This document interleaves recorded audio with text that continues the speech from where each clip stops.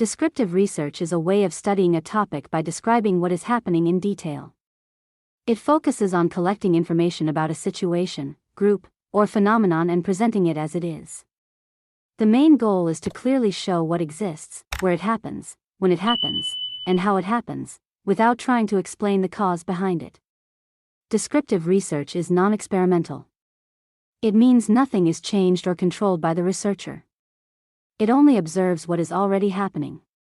For example, if you are studying patient recovery patterns in a hospital setting, you simply describe how many patients recover in a week, what symptoms are most common, and how recovery differs across age groups.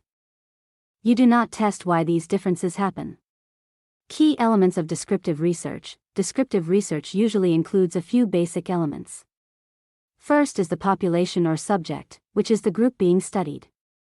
Second is the variables, which are the things being measured like behavior, characteristics, or conditions. Third is the data, which can be numbers, categories, or observations collected from surveys, records, or direct observation. Another key element is that the researcher stays neutral. There is no manipulation of variables, meaning nothing is changed or controlled. The researcher only records what is already happening in real situations. Types of descriptive research. Survey-based research is when data is collected by asking questions through questionnaires or interviews. It is used when you want opinions or information from many people. For example, if you want to know how students feel about online learning, you send a short survey and collect their responses.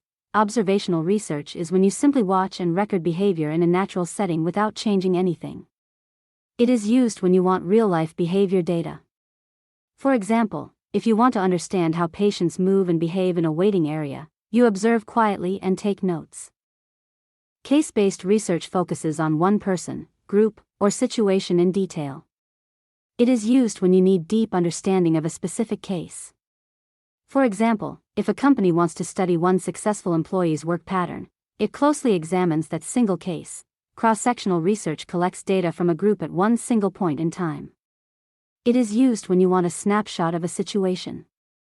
For example, if you want to know the current stress levels of workers in an office today, you collect data once from all employees. Focus groups bring a small group of people together to discuss a topic. It is used when you want shared opinions and group discussion insights. For example, if a company wants to know why people like or dislike a product, it gathers a small group and discusses it. Cohort studies follow a specific group of people over time to see how things change. It is used when you want to track patterns or changes. For example, if researchers follow a group of people with similar habits for several years to see changes in health, they collect data repeatedly over time.